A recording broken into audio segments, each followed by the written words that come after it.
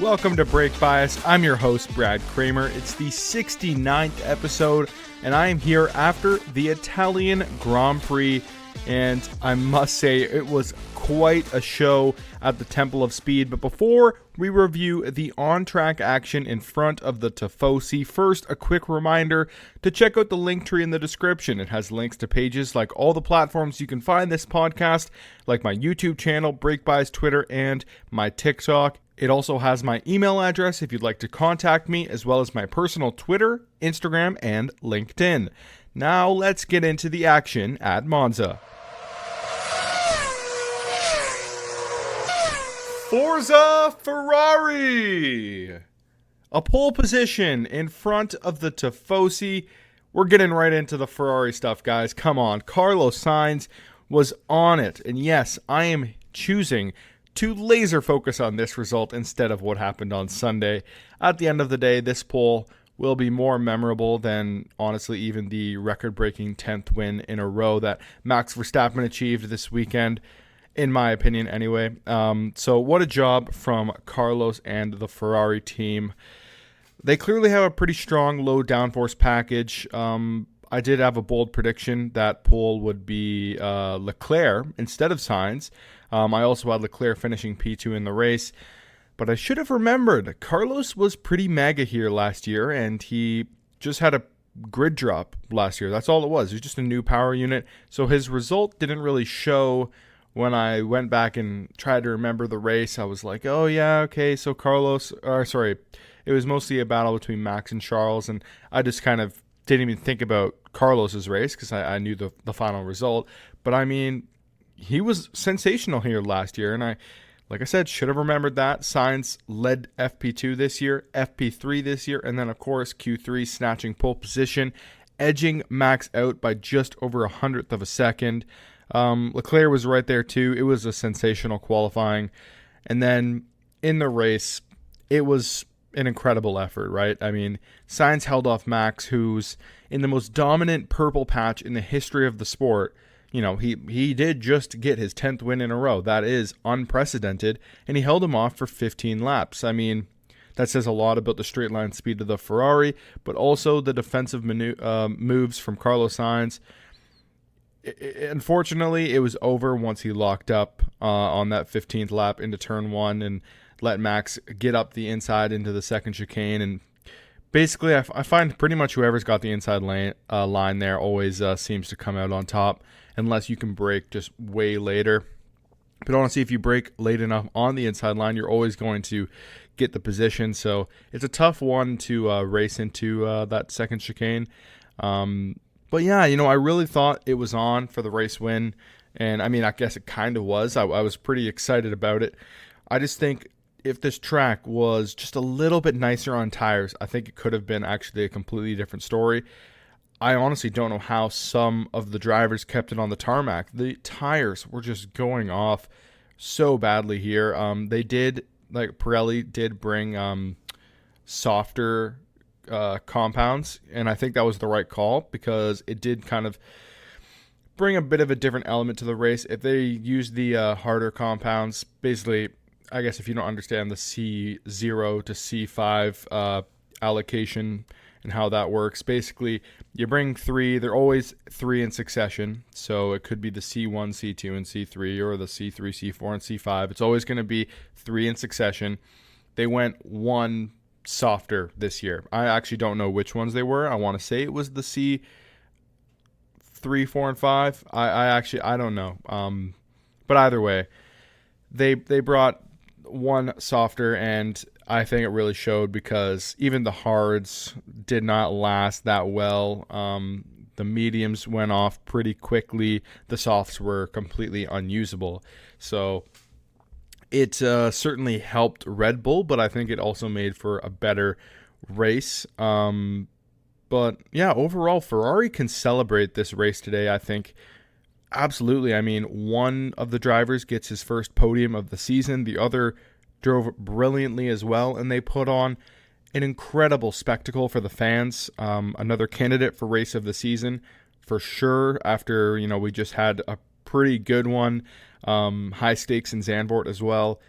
I think this race was actually kind of reminiscent of the 2019 Italian Grand Prix. And if some of you can remember that race, I'm sure you could probably understand where I'm going with this. And if you don't, let me explain, because that race was won by Charles Leclerc, and the last part of it was basically Lewis Hamilton all over the back of Charles Leclerc, but he just could not get past that illegal Ferrari. And it was the same like ridiculous defensive moves that were put on the Red Bull this year that was put on Lewis then, and no penalties were given, but they're going off in the chicane, getting pushed out wide into the second chicane. It was that, but then this year we got that with like the entire field. I mean, no space was given. Sainz even did it to Leclerc a couple times at the end too. The battle between the Ferraris was almost the most insane battle of them all. But Sainz did it to Verstappen, Russell did it to Perez, both Ferraris did it to Perez, Albon did it to Norris. I mean, it happened a million times in that race, and that's kind of, I think, what made it so fun. It was just very hard racing. If a penalty would have been given there, it would have absolutely been detrimental to the entertainment. I know it's not all about the entertainment, circa Abu Dhabi 2021. But it was clean enough, I think, to let it slide. Not to mention, like I said, the whole field was doing it, so it would have been kind of hard to penalize, because pretty much every driver that was on the defensive in that race would have been penalized. The TV cameras are really just zeroing in on the Ferraris, so we only saw them doing it more so than the rest, I would say. But a great weekend for Ferrari, but I do want to note this. It had a bit of an unfortunate end to it, because Sainz reportedly, well, not even reportedly, he confirmed this on his Twitter account, that he got his watch stolen in Milan later that night. A $500,000 Richard Mille watch, thankfully, was returned to him, and the police stepped in and kind of solved the issue there. But like, jeez, what is with these F1 drivers getting their watches stolen? I mean, it happened to Norris a year ago or 2 years ago, and I want to say another driver recently as well, not that long ago. Maybe it was Leclerc. I don't know, but jeez, these watches are a hot commodity for the muggers, I guess. Jesus. Well, I guess I want to say whoever was involved in that, obviously Carlos, but if he was with other people, I'm glad they're all okay, and he confirmed that on his Twitter account as well. First and foremost, everyone's okay, and then talked about how he got his watch back too, so that's great. But I think it's time we shift our attention to history. Yes, he's done it. Max Verstappen stands alone with the consecutive race win record, 10 in a row. That's absurd. I mean, in an era of F1 that's tighter than ever, with 20 quality drivers on the grid, well, maybe more like 15. But anyway, that's a story for another day. It's an unbelievable achievement by the driver and the team. Modern F1's relative bulletproof reliability, of course, is a big help, but don't let that take away from this record, because this really is remarkable. Max really had to work to tie the record too. I mean, these past two races were pretty challenging. He had to get past this insanely quick in a straight line Ferrari, and then last race through basically every challenge that could possibly come in a race at Max Verstappen, and he still handled it completely dominantly. I mean, there really is no other words. There's plenty of words, but I feel like we've all used them. Spare a thought for the people like me and the pundits that have to continue to talk about how great this guy is right now. You just run out of words. You don't even know what to say anymore, because he really is just that sensational. I mean, somebody's got to check Max's heartbeat, because like, he is just cold-blooded out there on the track right now. He just does not make a mistake.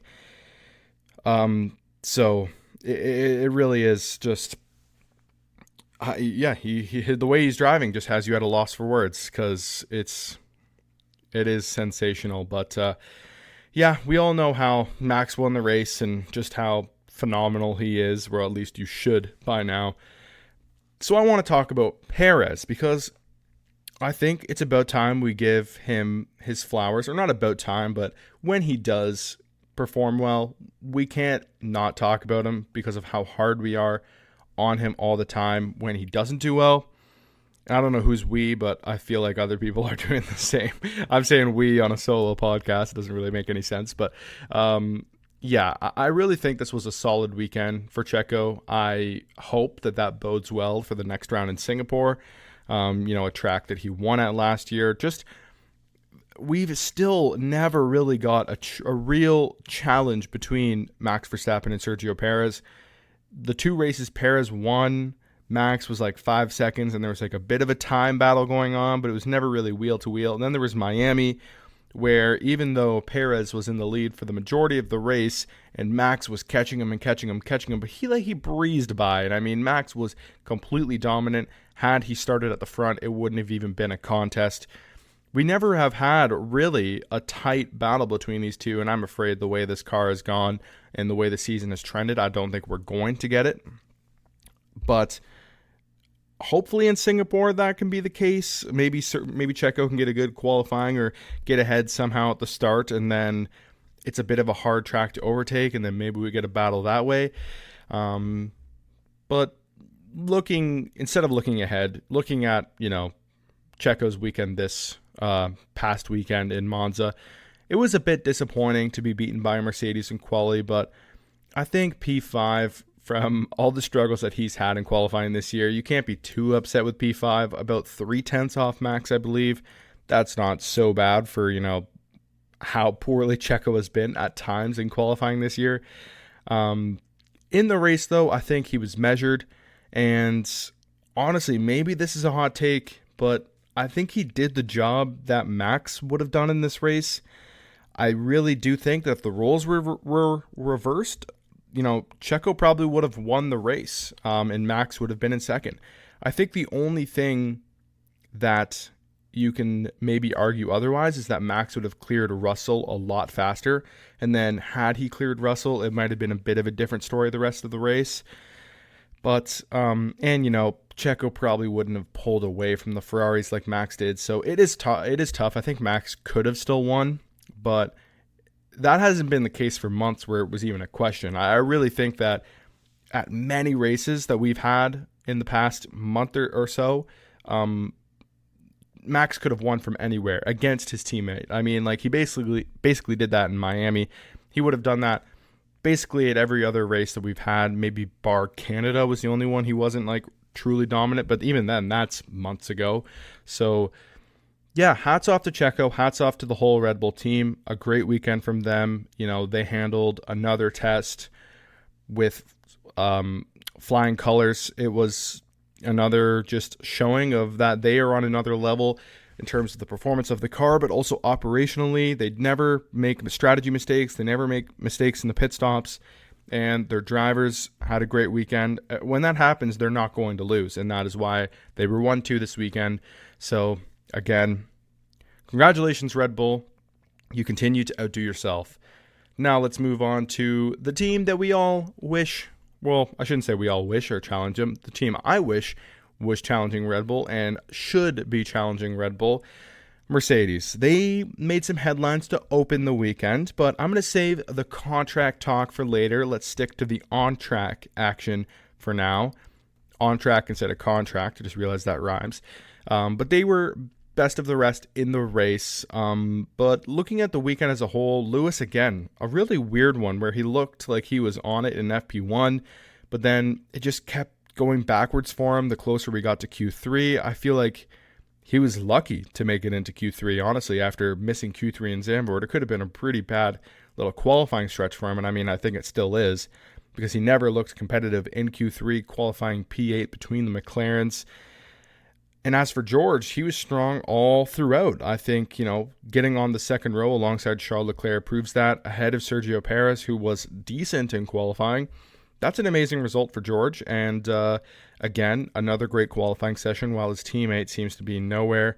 Kind of reminiscent of last year. And it's very strange from Lewis after he had some quite pointed comments at the beginning of the summer or the beginning of the second half, saying that he's looking to have the best 10 races of his career. And then he comes out with kind of 2 qualifying duds. this is what I mean with Mercedes. It's just there seems to be some sort of false dawn. Is a word that people like to describe this as. Is they'll have great moments, and then all of a sudden it's like they're back to square one, and it's just they seem to be a little bit lost, where sometimes the performance looks great and then the next day it's nowhere, or vice versa. Sometimes they'll be absolutely lost on Friday and then they turn up on Saturday and they look great. Usually they're always there or thereabouts on Sunday, and that's why they're second in the constructors. And they have two drivers who are pretty good at maximizing the results even when their backs are against the wall. But it is an insanely frustrating team to cheer for at the moment, when your hopes are higher and they never feel like they achieve what you want, because we want them to challenge at the front, and even when it seems like they're getting close to that, it always is two steps back before they make one step forward. And yeah, it's frustrating. But looking at the drivers' performances beyond qualifying, so in the race, George again, he defended valiantly against Perez until ultimately Checo got through on lap 16. So that is kind of the thing going back to Red Bull. Like, Max passed Sainz quicker than Checo passed Russell. I don't think that would have been the case if the roles were reversed. But who knows how long Max would have been behind if Carlos didn't lock up. So that is a bit of a different layer to it. But I will say this about George. Keeping Checo behind for 16 laps was also very impressive, and I feel like George Russell is one of the very few drivers that never concedes positions, even when it might end up costing him race time. Like, everyone just lets Max go by, and I think that is what made this race so special, is that Max had way more pace than the Ferraris, but Ferrari defended for their lives against him, where in so many other races they just let him breeze by. And I mean, sometimes there's nothing they can do about it because he just has that much pace in hand. Passing them halfway through the straight, there's nothing you can do when halfway up the straight he's breezing by you with DRS. So I guess it should be fair to some of the other drivers, but there are plenty of times, even in the corners, they're just like, nope, go right ahead, Max Verstappen. I'm not going to defend whatsoever. I feel like Lewis does that. If Max is coming up, he knows, you know what, go ahead. Lando, I find Lando very, very choosy with when he defends. Sometimes he's just like, nope, go on right ahead. I'm in my own race. And then, like against Hamilton at the safety car restart, then he knew, okay, I can defend for my life here. And he was sensational at it. But anyway, George, when is he ever like, you know what, go right ahead. I'm in my own race. Like, he is always defending every single position. And I don't want to get ahead of myself at Lewis's incident, but think back to Singapore last year. George was like a lap down on soft tires on a wet track, defending for his life against Mick Schumacher for like P15. That's just George. Like, he defends every single position like he's on a last lap for first place. It's kind of crazy, but at the same time, and that might lead to some more incidents like we know he can get into, but damn if he isn't one of the more entertaining drivers for it. So yeah, love me some George. The penalty he got was a bit silly. Basically what happened was he came out of the pits and he saw Esteban Ocon just going by him, so he tried to do a little late lunge on probably pretty cold tires since he just came out of the pits. And he went straight on and then just kept the position and drove off ahead of Ocon. And clearly Ocon, it should have been his position. However, I will say this, it was a bit of a weird one because it was a slam dunk penalty for George because he didn't give the position back. And then by the time the stewards investigated it, Russell was way up the grid and plenty of seconds ahead of Ocon. So it made no sense to give it back to Ocon. He would have lost out massively. But that's kind of the thing, is that the fact that he just didn't waste any time getting stuck behind the Alpine, who hadn't even pitted yet, he probably gained more race time by taking a 5-second penalty and just getting the track position instead of getting stuck behind Ocon. Although I think Russell should have been able to dispatch Ocon pretty quickly. I think the only thing why overall it still would have been better to not get the penalty is that if there was a late safety car, Russell would have been screwed, and so would have Hamilton for his penalty that I'll get into in a second. But that is the one thing you have to keep in mind. A late safety car and you don't pit, that 5-second penalty is going to kill you. That's what happened with Carlos Sainz in Australia. He was in like P4, P5, and then ended up outside the points just because they did a safety car roll over the finish line. That's a tough one. So Russell's lucky that didn't happen. I will say this before I go to the Lewis incident. When George came out, he was kind of in no man's land with the Red Bulls and Ferraris, way ahead, all battling each other. And then Alex Albon just being an absolute roadblock, blocking the McLarens the entire race. He was basically just in the middle. So it was a pretty boring race from then on. So I think that kind of covers the George Russell race there. He finished P5. For Lewis, he was the only driver in the top 10 who started on the hard tire. It cost him a position at the start and then was stuck behind both McLarens for basically the entire first stint. And I think it also hurt that they were one of the last ones to pit off of those medium tires because he didn't get clear air for as long as he probably would have hoped. But then once he put on the mediums, it took him a little bit of management of the mediums at the start. But then once he was able to push, he caught up to that McLaren Albon pack on the mediums. Also did a great job to clear Alonso fast. And then he finally looks to, put a move on the much slower, grippier, the slower, grippier car. Yeah, that makes a lot of sense. The Mercedes was a lot grippier. The McLaren was a lot slower. Under traction, Lewis just had way more of it. So he looks to make the move on Oscar Piastri. And it was just a sloppy air from Lewis. It was a nice switchback. I mean, it was the exact same move that Max pulled off on Carlos. Going around the outside of turn one, you run out of space. But so instead of, trying to stick it up the inside of turn two, you switch back. You go up on the left side of the track, up around Curva Grande, and then he had way more traction than Oscar Piastri.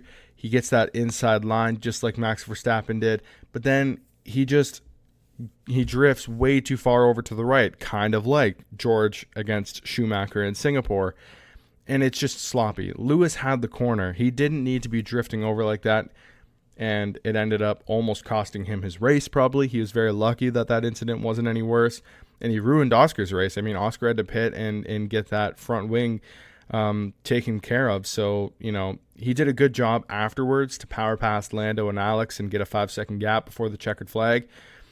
But he also cost a young driver his race. And like I said, he was lucky that it wasn't worse. So yeah, Lewis knew it. The team knew it. And the stewards obviously knew it. That's why he got the 5-second penalty. Lewis went and apologized to Oscar afterwards.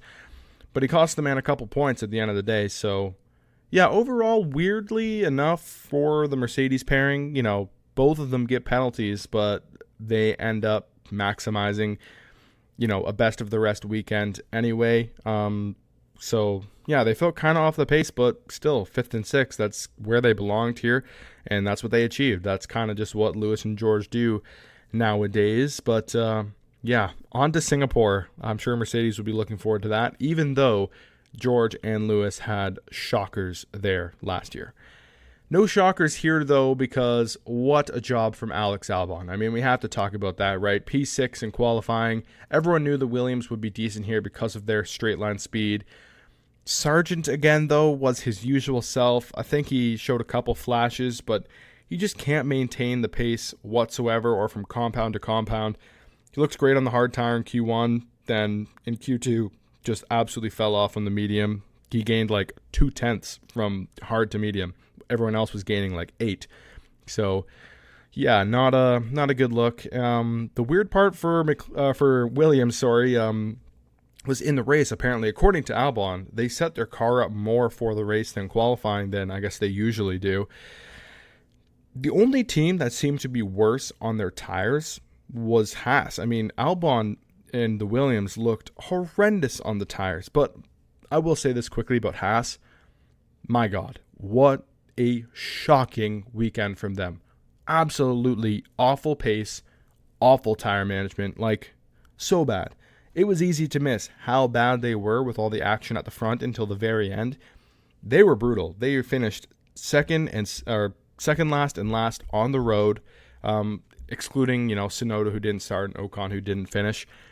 Haas was like 12 and 8 seconds off the back of the entire pack, and like Formula One is pretty close. You don't see that very often now. Like those are Latifi numbers from last year.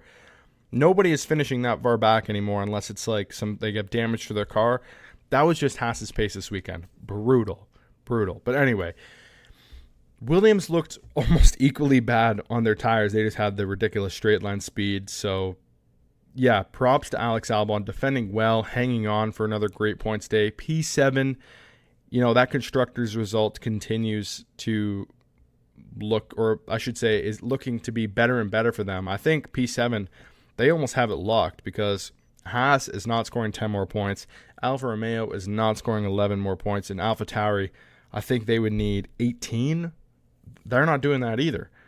I don't see how they don't finish P7 right now. It would have to be a crazy race for any of those teams. Like a Haas P5, I guess, is not like ridiculous. I mean, it kind of is ridiculous. I don't see how that happens. But yeah, going back to Sargent too, it looked like at one point a P10 finish was on, but unfortunately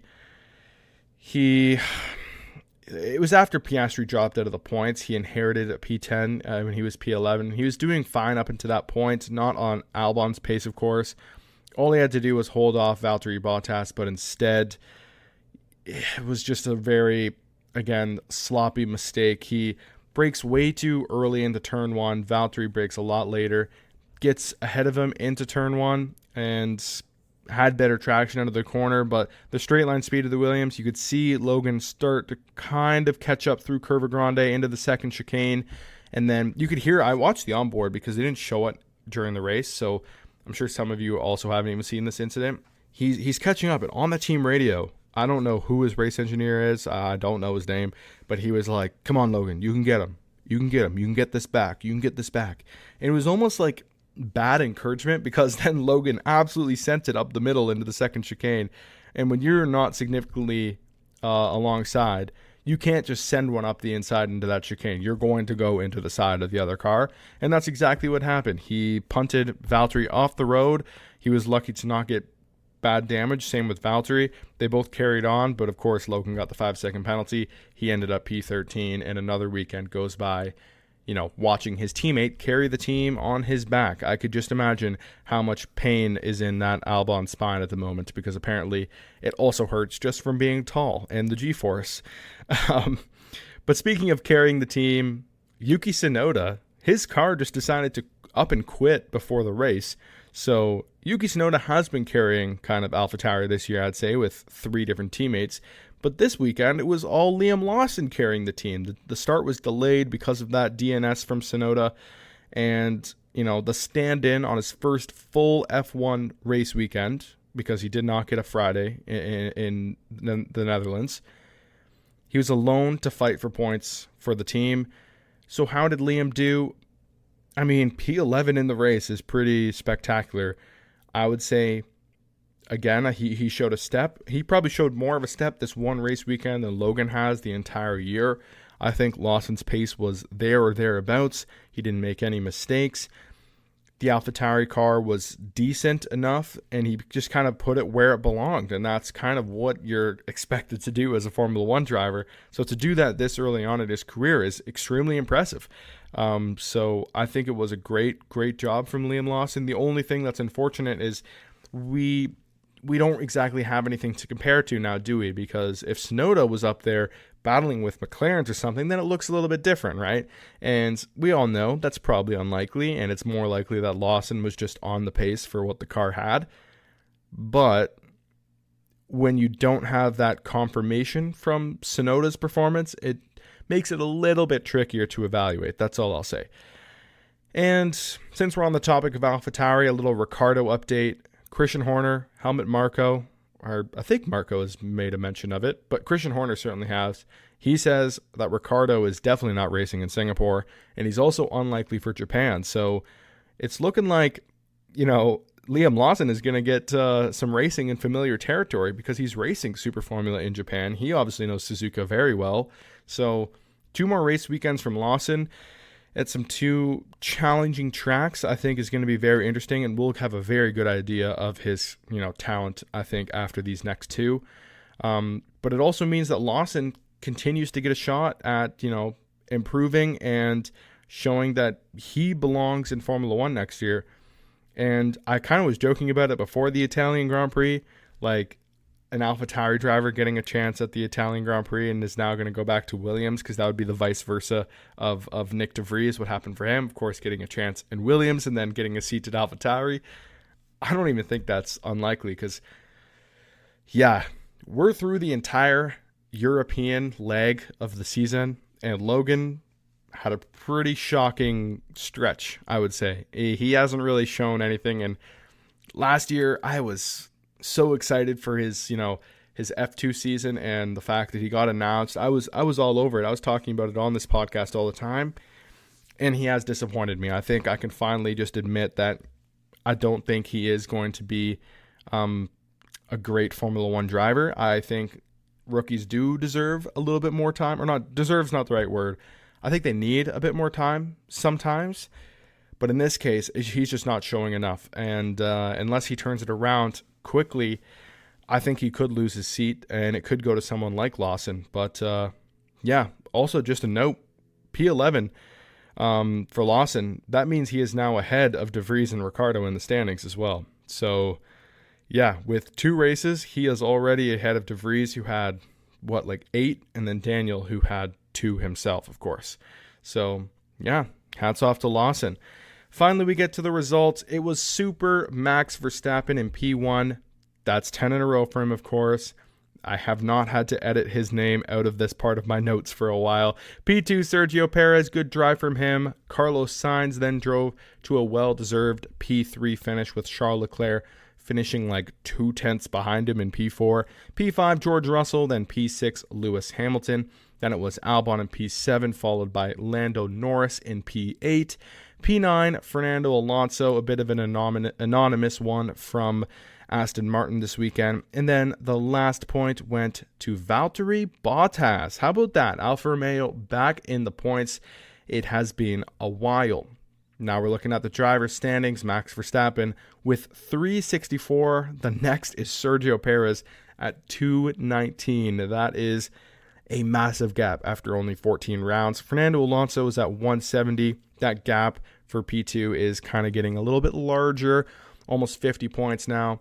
Lewis Hamilton only 6 points behind Alonso. I imagine that will, flop probably pretty quickly. Aston just doesn't seem to have the legs over the course of the rest of the season to hold on to that. Then it's a drop off to Carlos Sainz, who stays ahead of Charles Leclerc and George Russell, who follow very closely behind. It's 117 for Carlos, 111 for Leclerc, 109 for Norris, and then it's a bit of a drop off. 109 for Russell. Then it's a bit of a drop off to Lando Norris at 79 points. Then Lance Stroll at 47. He is 123 points behind his teammate. Wow, that is bad. And Stroll was shocking this weekend. Pierre Gasly still is in the top 10, 1 point ahead of both Piastri and Ocon. Piastri should have probably finished P9 and, rejoined the top 10 this weekend. But of course, Lewis Hamilton had to punt him off. Looking at the constructors, Red Bull extends their place on top. I'm going to just keep that there. It's an ongoing joke because they just continue to win every single weekend. Well, of course, they're winning the race, but they're also scoring the most points every weekend too. Mercedes, they're on 273, obviously pretty far off, points margin to Red Bull. Ferrari moves to third on their home race. Pretty great job from them. They're on 228, so still a ways off Mercedes, but if Ferrari can, stay up there for the second half, that, battle is on. Mercedes could have another shocker, scores 0 points somewhere, and next thing you know, that battle is pretty tight. Aston Martin scores just 2 points this weekend, so they're only on 217. McLaren at 115, 100 points back from Aston is going to be real tough. Alpine's on 73. Williams continues to separate. They're on 21, while Haas sits at 11. Alfa Romeo closes in with 1 point. They're only 1 point now behind Haas, but they're going to need 2 to claim P8 in the Constructors just because of Haas's one great result at the Australian Grand Prix from Hülkenberg, and then AlphaTauri still sitting in P10 with only 3 points. Now let's look at the prize, demise, and surprise.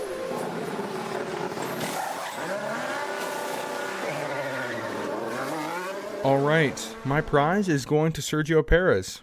I think this was a really, really big weekend for him. I kind of already explained it all, so I don't really have a whole lot to say. I just thought about it. I'm like, I could go Max Verstappen, of course, because of this insane record. I could go Red Bull as a whole. I could give it to Ferrari because they were great here this weekend. But I thought to focus a little more big picture this time, and I think that this is the exact sort of weekend that's expected from Checo.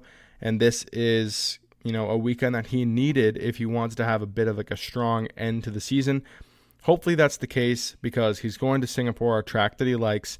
Japan, I'm not exactly super confident about him there, but if he has a good weekend in Singapore, his confidence should be higher and maybe he can sustain it for the rest of the season.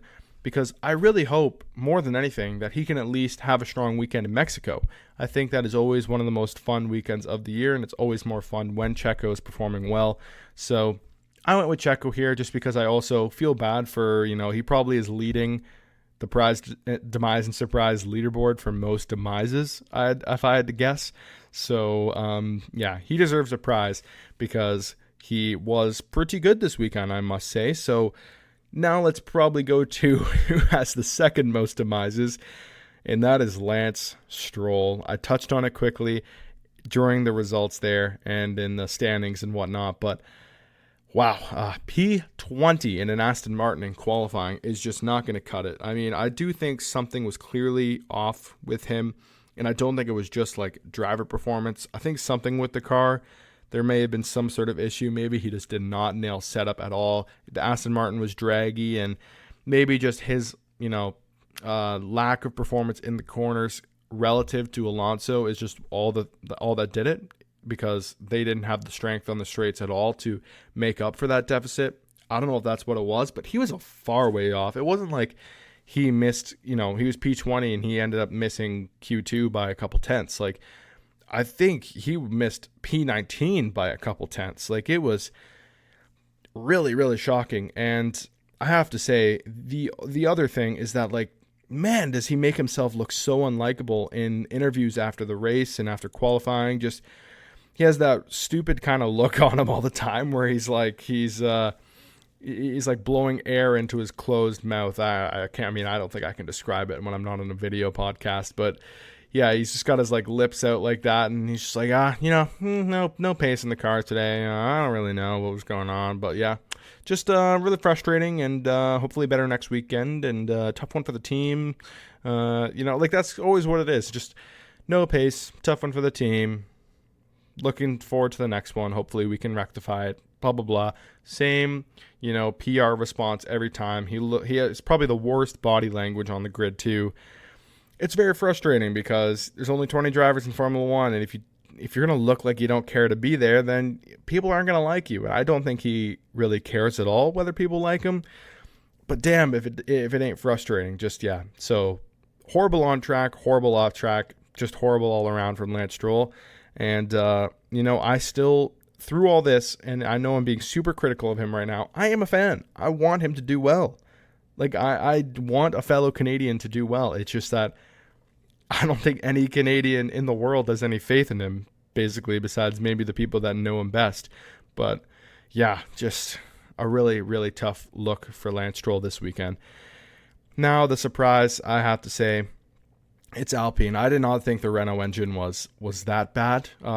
It is pretty bad. I think they have actually made somewhat of a step in reliability. They broke down a hell of a lot more last year. But, they were just completely off of it here, eh? Just both of them out in Q1.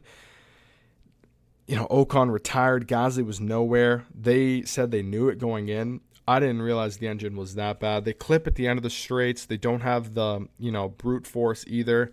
Top speeds looked okay, but then just they probably had to take out every last little bit of downforce to even get the top speeds up there. So, Yeah, just they were surprisingly pretty horrendous. I thought they would be a little better. I didn't expect them to be in the points, but damn, I didn't think they'd be the 10th fastest here either. So, yeah, surprising. So, now the last little bit here, I want to talk about the Hamilton contract. I mean, he is one of the most polarizing drivers, in Formula One history. I think, he is a pretty well hated driver as well. So some of you are probably like, oh, we have to deal with this guy for another 2 more years. I'm sure that is the case for some. However, I think most people are pretty happy to see Hamilton stay in the sport for a couple more years. It's probably the greatest news that I could receive. My driver will be alongside Russell at Mercedes for another 2 years. So that was a pretty nice start to the weekend for me. It was the contract we were all waiting for, with rumors dating back to like Monaco, I think. And Hamilton had some interesting things to say in an interview about his new deal. So it's actually more about his comments, I guess, this little segment than his actual contract. I'm pretty happy that he signed.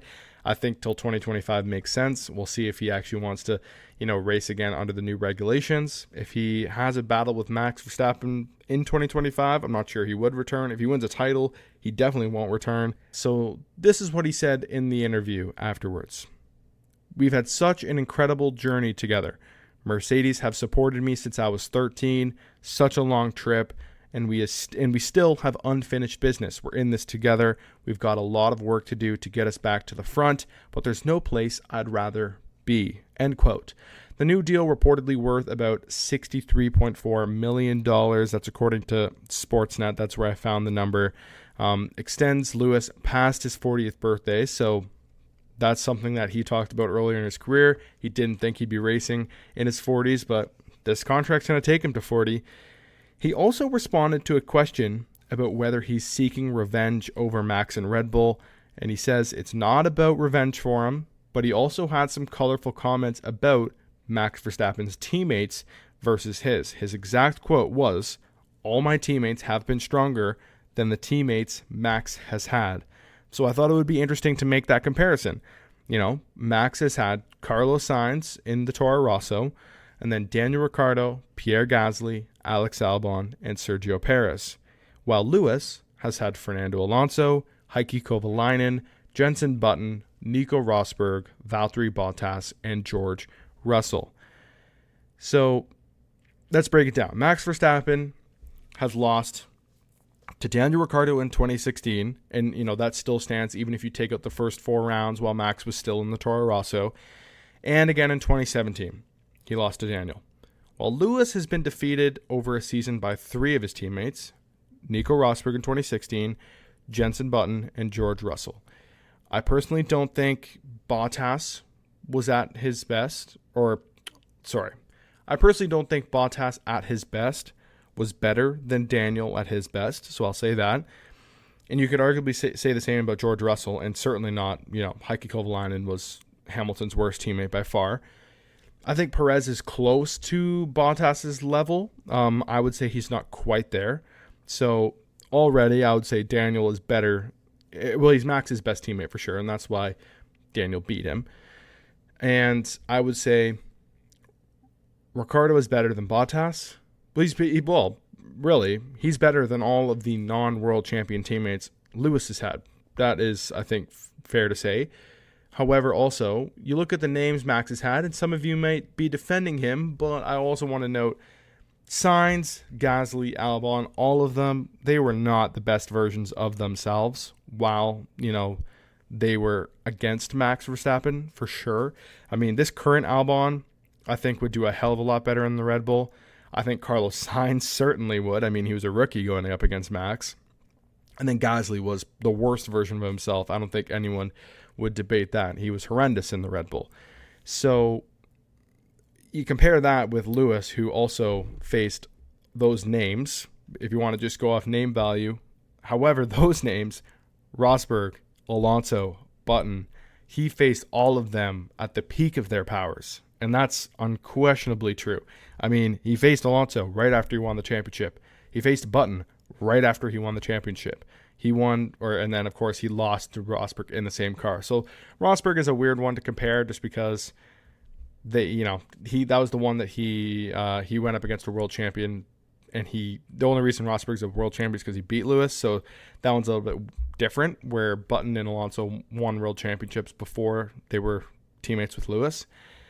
But anyway, I think you get what I'm saying. Max has never gone up against anyone like those three, like Rosberg, like Button, like Alonso. But to be fair to Max, I think Lewis also is completely underselling the challenge that Ricciardo presented. And I mean, even Perez, to an extent, has presented. I think this is the exact same thing that I said to Kyle in the summer break recap. We can't just completely dismiss all of Verstappen's teammates. You know, it's what Max has done to these guys that has just destroyed their careers and destroyed their images, to be honest. I mean, Max Verstappen is a career killer. He didn't destroy Daniel's career. Daniel went and did that on his own after Max. I think what Daniel did alongside Max actually elevated his career. Everyone else, their images have been tarnished to an extent. I think Albon's on a bit of a recovery. But man, I mean, Sainz, maybe not him either. I think Sainz was seen as a pretty decent rookie as well. But Gasly for sure looked like damaged goods. And now Perez, people are on him more than they ever were. Meanwhile, he's getting the most podiums and best results of his life just because he's in a dominant car, of course. But anyway, I just think we have to credit Max Verstappen for doing what he's doing to these guys who are legitimate F1 drivers. We can't just dismiss his teammates and say they're trash. We have to credit Max. That's all I want to say. So that will do it for episode 69 of Brake Bias. I'm your host, Brad Kramer, and I will be back next week to preview the Singapore Grand Prix. Well, now history has been made again for Max Verstappen. Now it's how far can he go, and can Red Bull continue their perfect season at one of the most challenging circuits? We'll see in a couple weeks. Goodbye.